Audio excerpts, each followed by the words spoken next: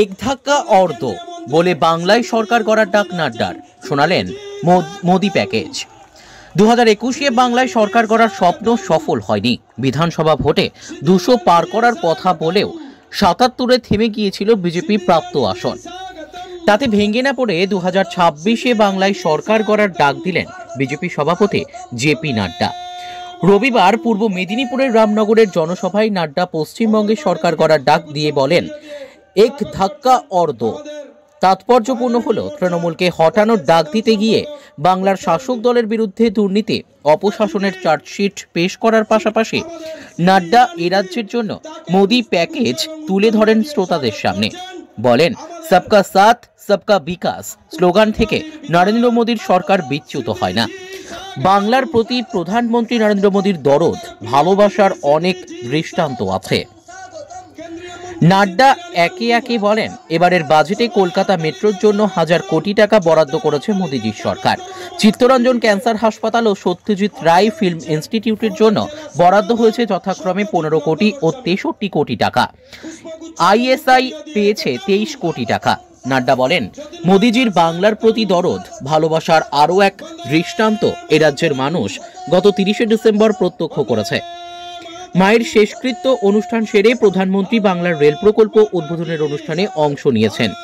BJP সভাপতি এরপর পশ্চিমবঙ্গের জন্য কেন্দ্রের বিভিন্ন মন্ত্রকের কর্মসূচি ও বরাদ্দের অঙ্ক তুলে ধরেন। বলেন, শিলিগুড়ি, রায়গঞ্জ ও পশ্চিম মেদিনীপুরকে জাতীয় সড়কে যুক্ত করতে নীতিন গডকরির মন্ত্রক 7000 কোটি টাকার প্রকল্পের সূচনা করেছে। জল জীবন মিশন, প্রধানমন্ত্রী আবাস যোজনা ইত্যাদির কেন্দ্রীয় প্রকল্পে বাংলার জন্য বরাদ্দের উল্লেখ করে নাড্ডা নিশানা করেন মুখ্যমন্ত্রী মমতা বন্দ্যোপাধ্যায়কে। নাড্ডা বলেন, দিদির প্রশাসন কোনো কাজ করে না, তারা শুধু নাম চুরি করে। প্রধানমন্ত্রী আবাস যোজনাকে বাংলা আবাস যোজনা বলে চালাচ্ছে। আবাস যোজনায় দুর্নীতি নিয়েও সরব হন নাড্ডা। বলেন, তৃণমূলের সেই নেতারাও গরিবের বাড়ি দখল করেছে, যারা 2টো পাকা বাড়ির মালিক। স্বচ্ছ ভারত প্রকল্পে শৌচাগার নির্মাণের কথাও উল্লেখ করেন বিজেপি সভাপতি। বাংলার পাশাপাশি গোটা দেশের জন্য মোদী সরকারের নেওয়া বিভিন্ন কল্যাণ প্রকল্পের উল্লেখ করে নাড্ডা বলেন, গাঁও, গরিব, বঞ্চিত, পীড়িত, আদিবাসী, যুব, কিষাণের জন্য মোদী সরকার কাজ করছে। প্রধানমন্ত্রী গরিব কল্যাণ অন্ন যোজনার উল্লেখ করে বিজেপি সভাপতি অভিযোগ করেন, বাংলায় তৃণমূল গরিবের রেশন চুরি করেছে। स्वाभिमान को, बंगाल के गौरव को हमको समझना पड़ेगा। कहा जाता है, what Bengal thinks today, nation and country thinks tomorrow. जो बंगाल आज सोचता है, वह देश कल सोचता है। और ये कहने के लिए मैं नहीं कह रहा हूं, आज मैं भारतीय जनता पार्टी का राष्ट्रीय अध्यक्ष हूं। दुनिया की सबसे बड़ी पार्टी है, लेकिन आपको जानकर खुशी होगी कि इस भारतीय जनता पार्टी और भारतीय जनसंघ के प्रथम अध्यक्ष और विचारों के संस्थापक कोई और नहीं थे, वो बंगाल के माटी के सपूत डॉक्टर श्यामा प्रसाद मुखर्जी। आज देश को, दुनिया को मोदी जी के नेतृत्व में जो हम दिशा दे रहे, मोदी जी जो दिशा दे रहे, उस विचार की नींव बंगाल के सपूत डॉक्टर श्यामा प्रसाद मुखर्जी ने रखी थी। और मुझे खुशी है कि भारतीय जनसंघ के अध्यक्ष आचार्य देव प्रसाद घोष, जो 1956 से लेकर 65 तक राष्ट्रीय अध्यक्ष रहे, इस भारतीय जनसंघ के, इस भारतीय जनता पार्टी के, वह भी बंगाल के सपूत थे, इसलिए बंगाल का विशेष योगदान है। मित्रों, अभी सुकांतो जी ने आपको ममता जी के कुशासन के बारे में चर्चा की। स्मृति जी ने आपको ममता जी के कथनी और करनी के बारे में चर्चा की। लेकिन मैं यहां आपको कहना चाहता हूं, आप और हम बड़े भाग्यशाली हैं कि आज देश का नेतृत्व भारत के यशस्वी प्रधानमंत्री नरेंद्र मोदी कर रहे हैं। और इस कारण से हम ये गौरव के साथ कह सकते हैं। और मैं चाहूंगा कि आप भी गांव-गांव में लोगों को बताइए, ये कलकत्ता, ये बंगाल ईस्ट इंडिया कंपनी का हेडक्वार्टर होता था। अंग्रेजों ने हमको 200 साल राज किया, 200 साल। लेकिन आज आपको जानकर खुशी होगी कि मोदी जी के नेतृत्व में भारत की अर्थव्यवस्था 10वें स्थान से हटकर बंगाल को, ब्रिटानिया को पछाड़ के, अंग्रेजों को पछाड़ के 5वीं नंबर की अर्थव्यवस्था बन गई। यही बंगाल ईस्ट इंडिया कंपनी का हेडक्वार्टर होता था। और आज मोदी जी के नेतृत्व में हम लोगों ने ब्रिटानिया को भी पछाड़ के हम बढ़ चले। भारत माता की, भारत माता की। मैं बोलूंगा जय मां दुर्गा, आप बोलेंगे जय मां काली। जय मां दुर्गा, जय मां दुर्गा, जय मां दुर्गा।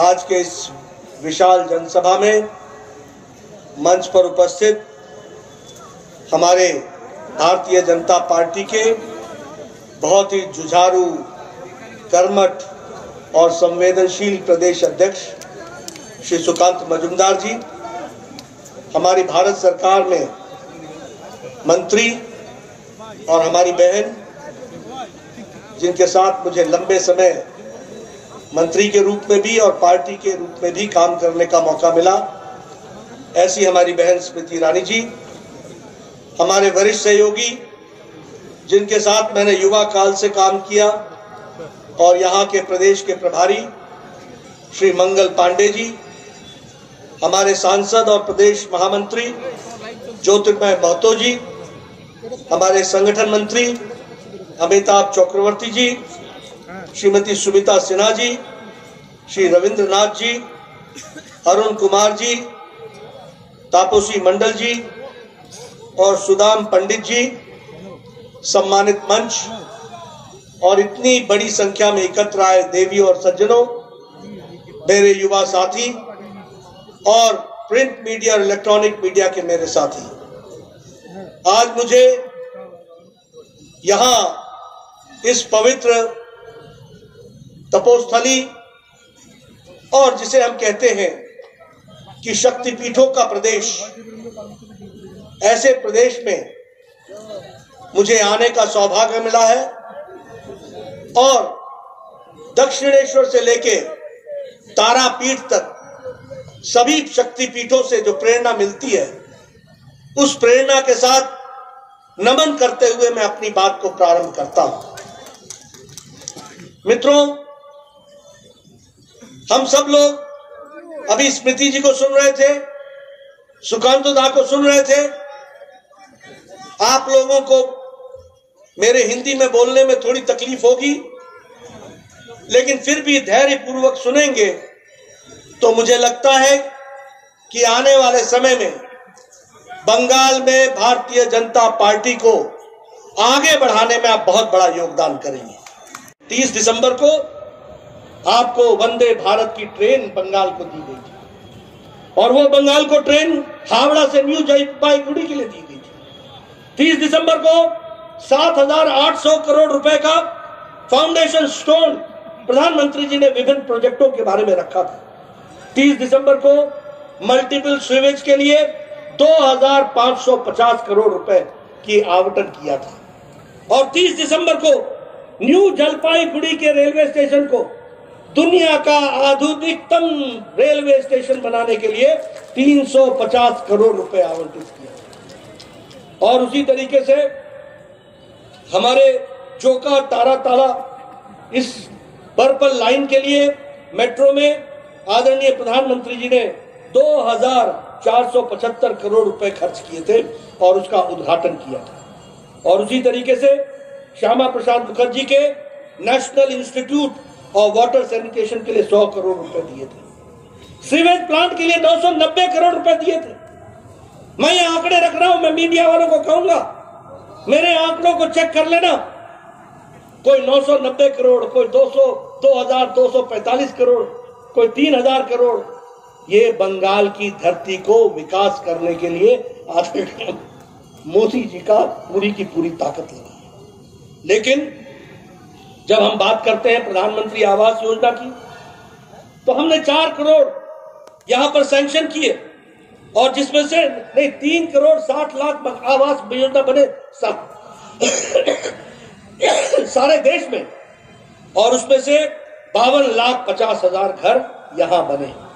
लेकिन मुझे दुख है कि ममता अपनी राजनीतिक हस्तक्षेप से बाज नहीं आती। उन्होंने प्रधानमंत्री आवास योजना को बांग्ला आवास योजना बना दिया, और आजकल आवास योजना का ऑडिट हो रहा है। जो टीएमसी के कार्यकर्ताओं के 2-2 मंजिले के पक्के मकान हैं, वह प्रधानमंत्री आवास योजना को ले रहे हैं। ऐसे भ्रष्टाचारी टीएमसी को रहने देना है क्या? ऐसे भ्रष्टाचारी टीएमसी को रहने देना है क्या? आप बताइए, टीएमसी के कार्यकर्ता सरकारी योजनाओं का दुरुपयोग अपने लिए कर रहे हैं कि नहीं कर रहे? आप बताइए, प्रधानमंत्री गरीब कल्याण अन्न योजना में अन्न की चोरी टीएमसी के कार्यकर्ता कर रहे हैं कि नहीं कर रहे? कर रहे हैं कि नहीं कर रहे? ये टोलाबाजी, ये चोरी, ये सब काम टीएमसी कर रही है।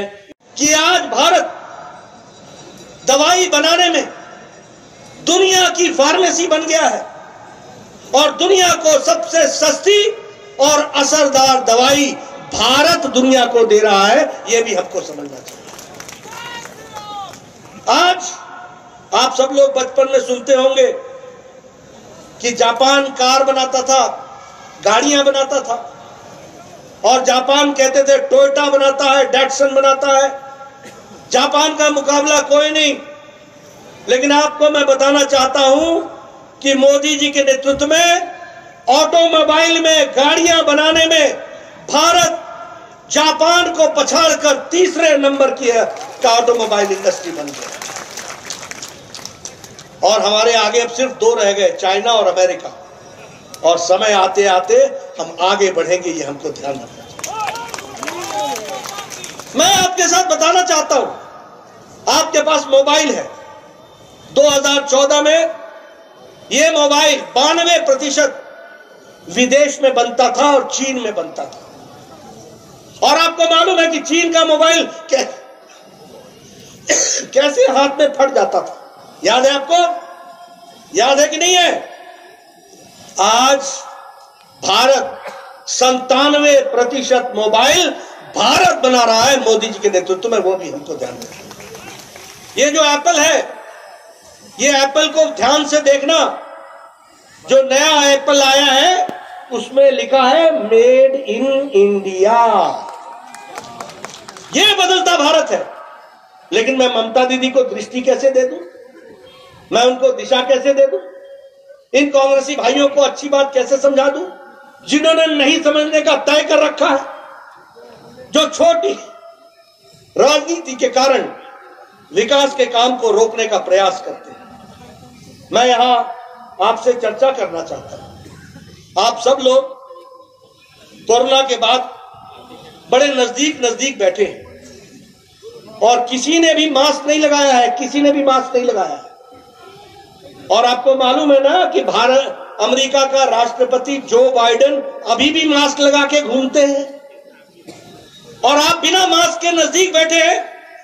यह संभव हुआ है तो इसलिए क्योंकि मोदी जी ने 140 करोड़ की जनता को 220 करोड़ डबल डोज और बूस्टर डोज लगा करके आपको तैयार किया। आपको जानकर खुशी होगी कि आज 100 देशों को वैक्सीन भारत ने दिया, और ज्यादा खुशी ये होगी कि 48 देशों को भारत ने वैक्सीन मुफ्त में दिया। यानी अब भारत लेने वाला भारत नहीं है, भारत देने वाला। ये यूक्रेन का युद्ध हुआ। आप बताइए, यूक्रेन के युद्ध में किसी राष्ट्रपति या प्रधानमंत्री ने अपने बच्चों को लाने की व्यवस्था की? किसी ने की? अमेरिका ने की क्या? जर्मनी ने की क्या? ऑस्ट्रेलिया ने की क्या? न्यूजीलैंड ने की क्या? पाकिस्तान ने की क्या? बांग्लादेश ने की क्या? लेकिन मोदी जी ने एक तरफ एक समय में पुतिन से बात की, एक तरफ में ज़ेलेंस्की से बातचीत की, युद्ध को रुकवाया और 22,500 बच्चों को सुरक्षित भारत पहुंचाया। और वह भी उसमें बंगाल के लगभग 300 बच्चे थे। यह भी हमको ध्यान में रखना होगा मित्रों। इसलिए आज मोदी जी के नेतृत्व में देश आगे बढ़ चला है। लेकिन मुझे दुख है कि आज जब मैं ममता जी की बात करता हूं तो मोदी जी बंगाल को आगे बढ़ा रहे हैं और ममता जी बंगाल को पीछे धकेल रही है, पीछे धकेल रही है। और मोदी जी ने कोई भेदभाव नहीं किया। आपको जानकर खुशी होगी, इस बार के बजट में कलकत्ता के मेट्रो के रेल के लिए 1,000 करोड़ रुपए दिया है मोदी जी ने इस बार के बजट में। चित्तरंजन कैंसर इंस्टीट्यूट को 15 करोड़ दिया है। सत्यजीत फिल्म इंडस्ट्री को और टेक्नोलॉजिकल इंस्टीट्यूट को 63 करोड़ दिया है और इंडियन स्टैटिस्टिकल इंस्टीट्यूट को 23 करोड़ दिया है। आपको जानकर खुशी होगी कि 30 दिसंबर को प्रधानमंत्री मोदी जी ने वेस्ट बंगाल को बहुत बड़ी सौगात दी थी। लेकिन आपको यह भी याद होगा कि 30 दिसंबर को उनकी पूज्य माता जी शांत हो गई थी।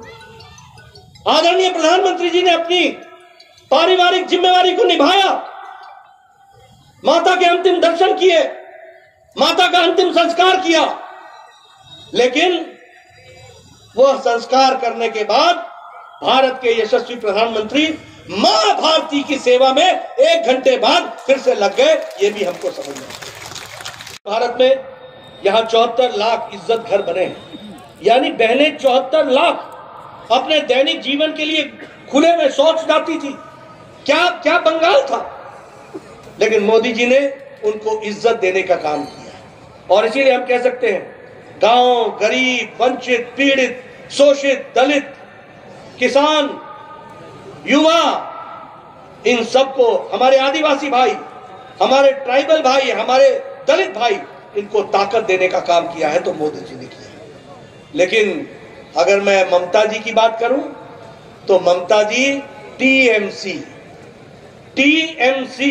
मतलब टी फॉर टोलाबाजी, T for terror, M for mafia, M for money laundering और C for corruption and commission.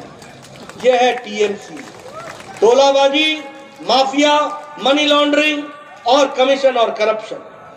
और मुझे यह बताते हुए दुख भी होता है, ममता जी बंगाल की, जिसे कहते हैं जहां दुर्गा विराज करती है, जहां दुर्गा वास करती है, जहां मां काली वास करती है, वहां एक महिला मुख्यमंत्री जिनका यह काम होना चाहिए था कि महिला को संरक्षण मिले। लेकिन मैं यहां पत्रकार बंधुओं के सामने बोलना चाहता हूं कि वेस्ट बंगाल में महिलाओं पर अत्याचार देश में 4थे नंबर पर यहां अत्याचार होता है। अगर मैं कहूं वेस्ट बंगाल एसिड के अटैक में नंबर 1 पर खड़ा है। यह है बंगाल की तस्वीर। अगर मैं बात करूं कि किडनैपिंग में और महिलाओं के किडनैपिंग में और ह्यूमन ट्रैफिकिंग में बंगाल 3रे नंबर पर खड़ा है। और अगर मैं डाउरी डेथ पर कहूं तो देश के 5 राज्यों में बंगाल आता है। बोलो, ऐसी तस्वीर चाहिए क्या? ऐसी तस्वीर बंगाल की रहनी चाहिए क्या? महिलाओं का सम्मान होना चाहिए कि नहीं होना चाहिए? मां दुर्गा की शक्तिपीठ की धरती पर महिलाओं का सम्मान होना चाहिए कि नहीं होना चाहिए? अगर होना चाहिए तो ममता जी को प्रजातांत्रिक तरीके से हमें हटाना होगा और भारतीय जनता पार्टी को लाना होगा। मैं यहां यह भी आपको कहना चाहता हूं कि अगर मैं बात करूं एसएससी स्कैम की, बोलिए स्कैम हुआ है कि नहीं हुआ है? रिक्रूटमेंट में स्कैम हुआ है कि नहीं हुआ है? आप बताइए, लॉटरी में स्कैम हुआ है कि नहीं हुआ है? आप बताइए, मंत्री और मंत्री के नजदीकियों के घर से बहुत बड़ा धन निकला है कि नहीं निकला है? ये धन कहां से आया? कौन है ये लोग? ये भ्रष्टाचार करने वाले, कमीशन करने वाले और करप्शन करने वाले लोग। और इसीलिए मैं यहां आपसे अंत में कुछ बांग्ला में बोलना चाहूंगा। मुझे ज्यादा बांग्ला आती नहीं है, पर একটু আমি চেষ্টা করব। আরে দিদি, আপনার নাম তো মমতা, আপনি কবে থেকে নির্মমতা হয়ে গেলেন? কার্টুন পছন্দ হয়নি বলে একজনকে জেল পাঠিয়ে দিলেন। শেষ হবে হিংসার খেলা, শেষ হবে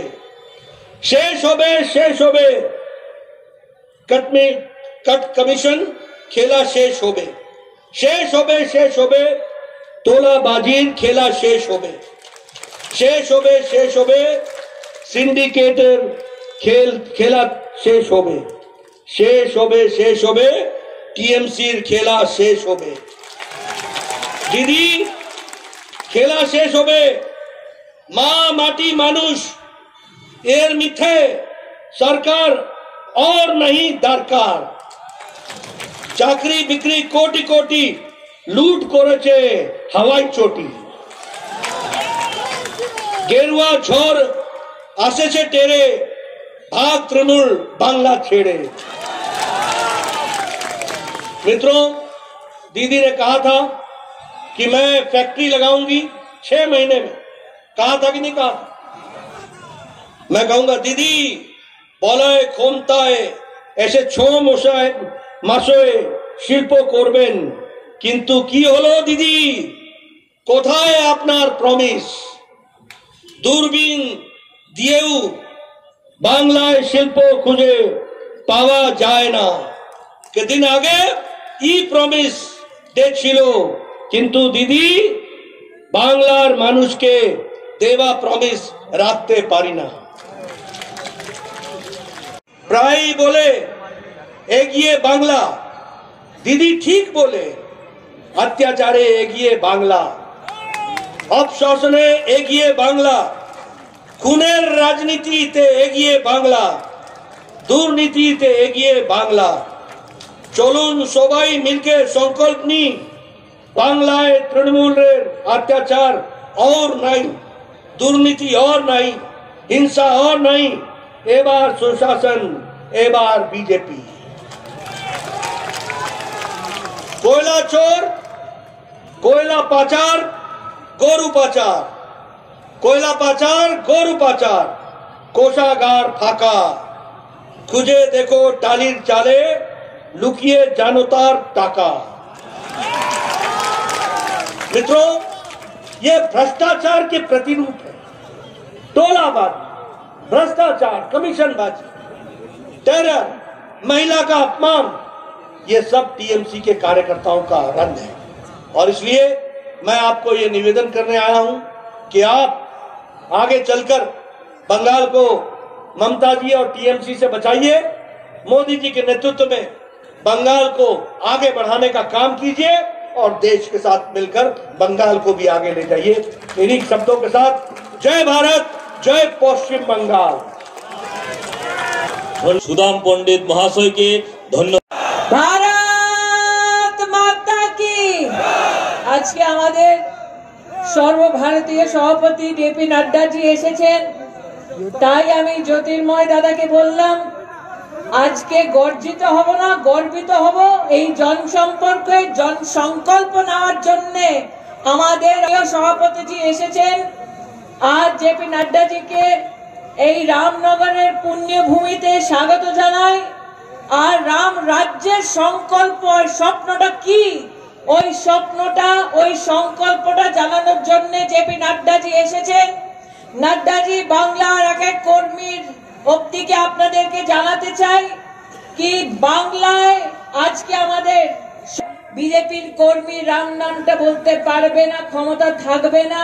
আমি সুকান্তদা বলতে চাই, যার নিজের নেই ক্ষমতা, ওর নাম মমতা।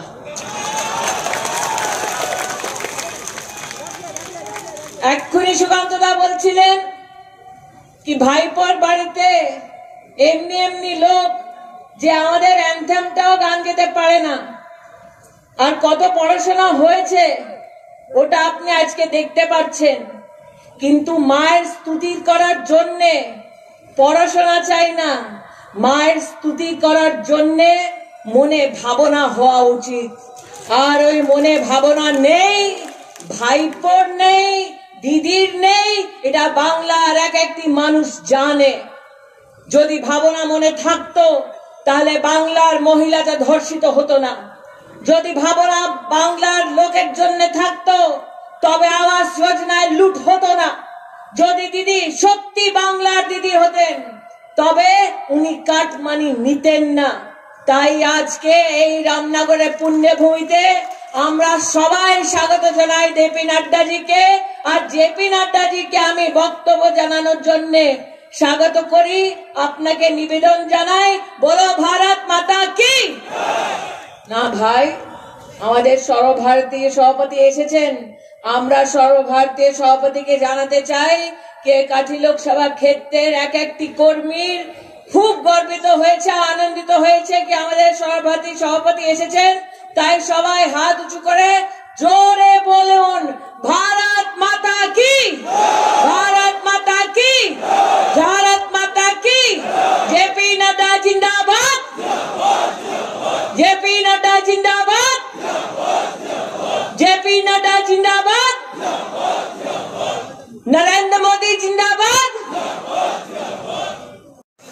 কিছুদিন আগে আমাদের লোকসভা এবং রাজ্যসভার যে যৌথ অধিবেশন হলো, সেই যৌথ অধিবেশনে আমি বসেছিলাম এবং ভাষণ শুনছিলাম আমাদের মহামহিম রাষ্ট্রপতি দ্রৌপদী মুর্মু, একজন আদিবাসী মহিলা যিনি ভারতবর্ষের সর্বোচ্চ স্থানে পৌঁছেছেন।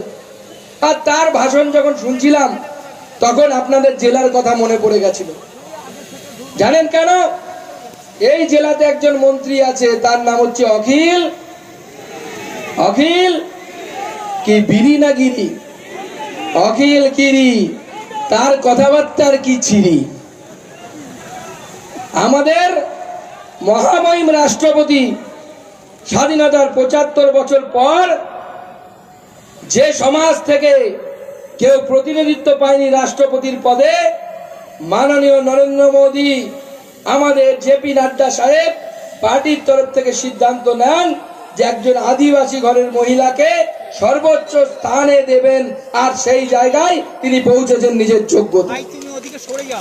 জানেন, আপনি তো মেদিনীপুরের পবিত্র ভূমির লোক, যে ভূমিতে বীরেন্দ্রনাথ শাসমল থেকে শুরু করে মাতঙ্গিনী হাজরা থেকে শুরু করে একের পর এক বিপ্লবী তারা জন্মেছেন, দেশমাতৃকার জন্য প্রাণ বিসর্জন দিয়েছেন। আর আপনাদের জেনারেল নলেজ খুব খারাপ তৃণমূল কংগ্রেসের নেতাদের, কারণ পড়াশুনো করেন না, পড়াশুনো করেন না। সেদিন বুঝতে পারলাম, ভাইপোকে ভাবতাম 12 পাস, এখন দেখছি 8ও পাস করেছে কিনা সন্দেহ, যে জাতীয় সঙ্গীত গাইতে পারে না। কি আমাদের এখানে 5-এর বাচ্চারা জাতীয় সঙ্গীত গাইতে পারে? তো পারে। 12 পাস জাতীয় সঙ্গীত গাইতে পারছে না। নন্টে শোনা, আগে ভালো করে বাড়িতে গিয়ে পিসির কাছ থেকে জাতীয় সঙ্গীতটা শিখে এসো, তারপরে বড় বড় ডায়লগ মারবে। এরা আদরে মানুষ, সোনার চামচ নিয়ে জন্মেছে।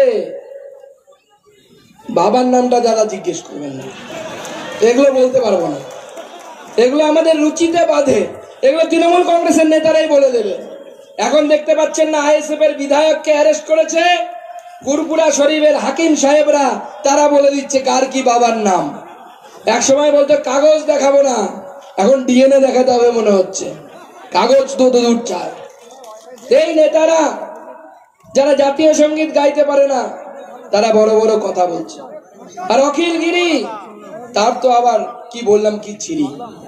তা দাদা অখিল গিরি কেমন আছেন? শুনতে পাচ্ছেন আপনার কথা? ছেলে নাকি ভালোই মাল কামাচ্ছে, কি কামাচ্ছে তো? কিছুদিন আগে আমাদের লোকসভা এবং রাজ্যসভার যে যৌথ অধিবেশন হলো, সেই যৌথ অধিবেশনে আমি বসেছিলাম এবং ভাষণ শুনছিলাম আমাদের মহামহিম রাষ্ট্রপতি দ্রৌপদী মুর্মু, একজন আদিবাসী মহিলা যিনি ভারতবর্ষের সর্বোচ্চ স্থানে পৌঁছেছেন।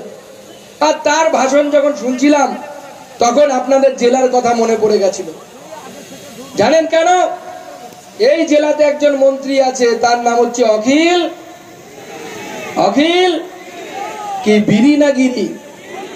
অখিল গিরি, তার কথাবার্তার কি ছিরি।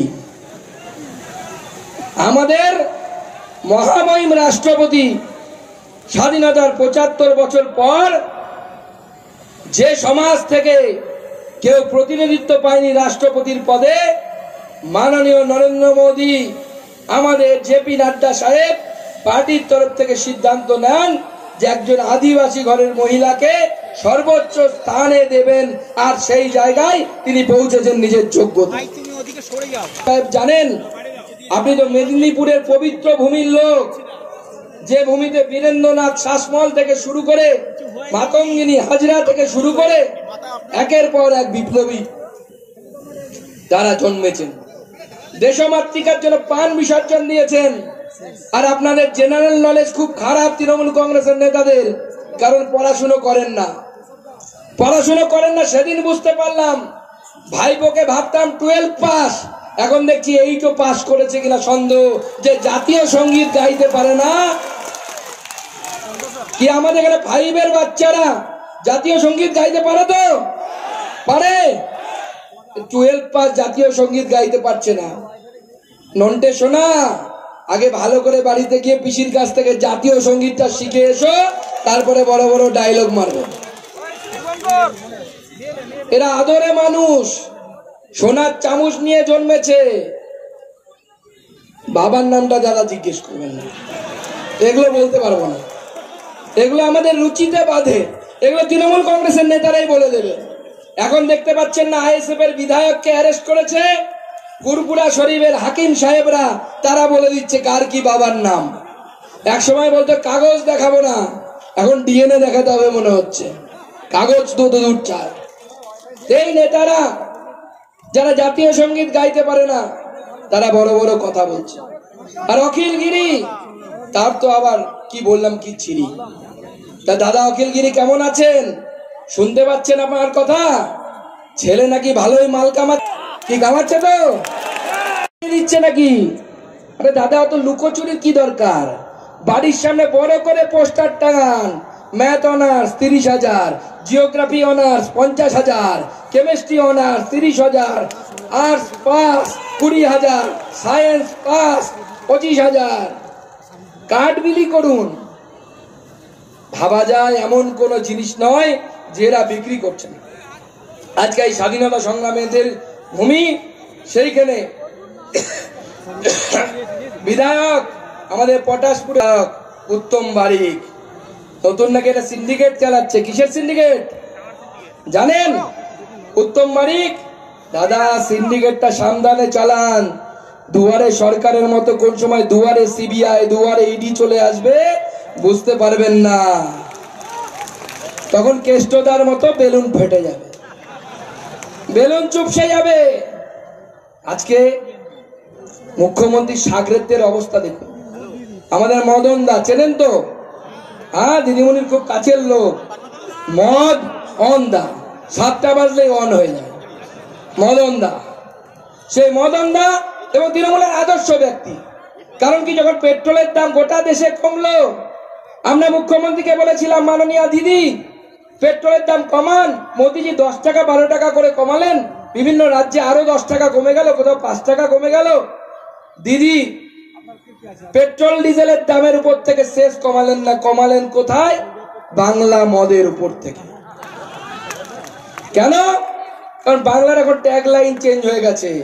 এখন বাংলার আদর্শ হচ্ছে ঢুক ঢুক পিও, যুগ যুগ জিও। মদ খাও, ডিয়ার লটারি কাটো, ভাইপোর কাছে পয়সা দাও। ভাইপো উত্তরবঙ্গে গেছে, উত্তরবঙ্গে গিয়ে বিএসএফ এর গুলিতে এক চোরাচালানকারী মারা গেছে, তার পরিবারের সাথে দেখা করেছে। দেখা করে সেখানকার স্থানীয় মানুষকে উস্কাচ্ছে। উদ্দেশ্য কি? উদ্দেশ্য ওই ছেলেটার সাথে সমবেদনা জানানো নয়, উদ্দেশ্য এটা যে আমাদের মোদী সরকারের কড়াকড়িতে বর্ডারে গরু পাচার বন্ধ হয়ে গেছে, গরুর টাকাটা অ্যাকাউন্টে পৌঁছচ্ছে না, লাভটা বাড়িতে পৌঁছচ্ছে না, কয়লার টাকা পৌঁছবে না, পাথরের টাকা আবার শুরু হয়েছে। আমরা খবর পেয়েছি বীরভূমে টুলু মন্ডল পাথর পাচার করছে আর ভাইপোকে টাকা পাঠাচ্ছে। সব টাকা আমরা বন্ধ করব, সিবিআই আসবে, ইডি আসবে, যত বড় হও দিদির ভাই, চুরি করলে ধরবে তোমায় সিবিআই, কেউ বাঁচাতে পারবে না।